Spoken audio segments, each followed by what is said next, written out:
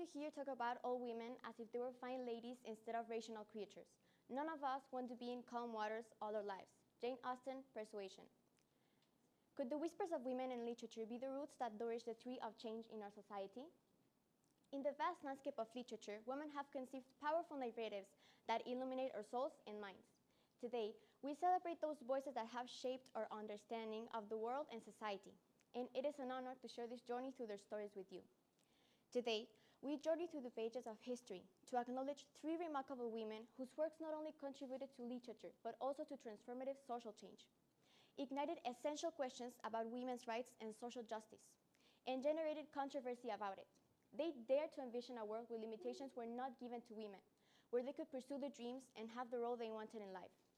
Jane Austen, Mary Wollstonecraft, and Louisa May Alcott were pioneers who used their pens to challenge societal norms, advocated for gender equality, leaving an unforgettable mark on the world.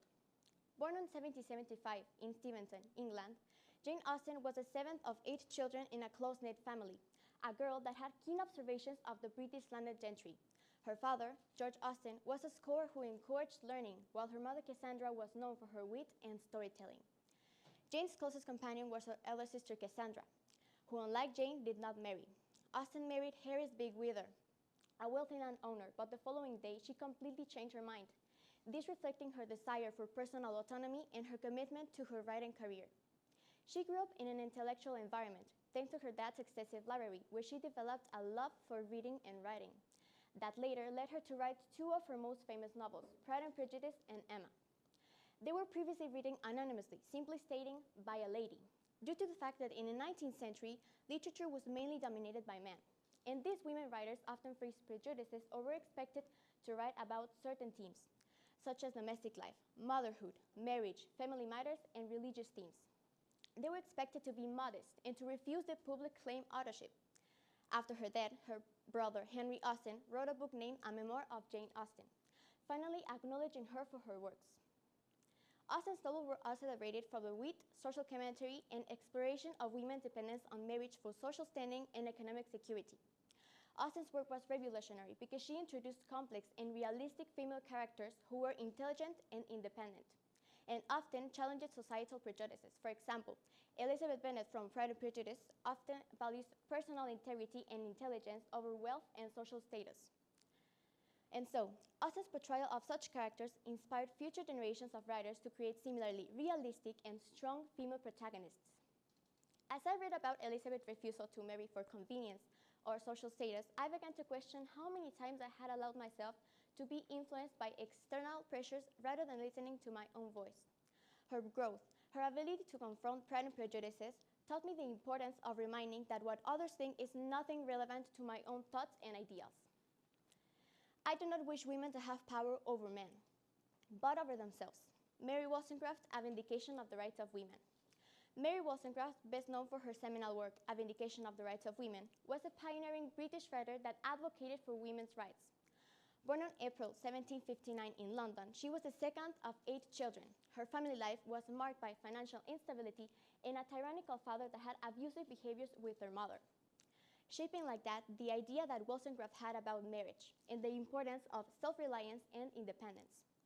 Yet she had a very close and supportive relationship with her daughter Mary Shelley, who would later go on and write Frankenstein at the age of 18.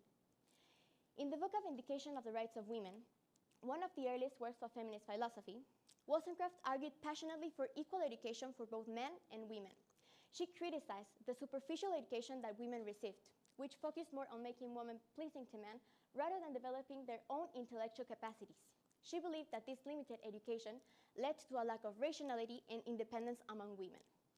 Wollstonecraft's own experiences greatly influenced her writing and shaped her views of the need for independence and education. She had to support herself and her family financially. She worked as a tutor and later established a school with her sisters. Wollstonecraft's advocacy for rationality was the center to her feminist philosophy. She argued that the perceived inferiority of women was not a natural condition, but a result of the lack of education and opportunity given to women at that time. She stated, "Strengthen the female mind by enlarging it, and there will be an end to blind obedience."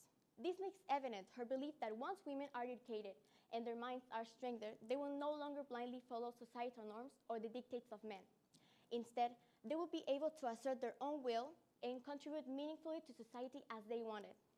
Wollstonecraft's legacy is profound. Her writings laid the groundwork for next feminist movements and continue to inspire actual discussions about gender equality. She had a courage to challenge the current state of the issue where women kept silent. She stood and spoke loud and clear, wrote in bold precision, reminding us the importance of rationality and the transformative power that knowledge has. And finally, with one of my favorite quotes, women have minds and souls as well as just hearts, and they've got ambition and talent as well as just beauty. And I'm sick of people saying that love is all a woman is fit for. Louisa May Alcott, renowned for her classic novel Little Women, was a leader and advocated for women's rights and social reform. Born in November 1832 in Pennsylvania, Alcott was raised in a modern environment that deeply valued social justice and education. Her father, Bronson Alcott, was a prominent transcendentalist and educator whose unconventional beliefs greatly influenced her perspectives of the world. Her mother, Abbie May, was also a strong advocate for women's rights and social reform. She never married, and despite facing financial hardships, Alcott was determined to support her family. She worked in various jobs, such as teaching, sewing, and also as a nurse in the Civil War, before achieving her literary success. These experiences not only refined her writing skills, but also provided her with a deep understanding of the struggles that women faced at that time. Alcott's writing often features strong characters, which had a tension between social roles and personal aspirations. Her most famous work, Little Women, is a semi-autobiographical novel that traces the differing personalities of four sisters, Meg, Jo, Amy, and Beth, as they transition from childhood to adulthood, navigating the dilemmas of employment, society, and of course, marriage. Through their stories, Alcott created a realistic portrayal of family life, resonating with young readers who could easily identify with these characters, experiences, and aspirations.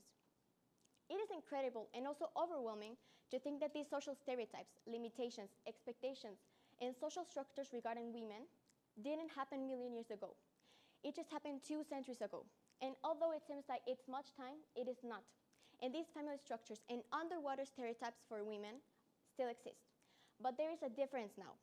These women broke barriers, being regardless to all of these expectations and limitations given.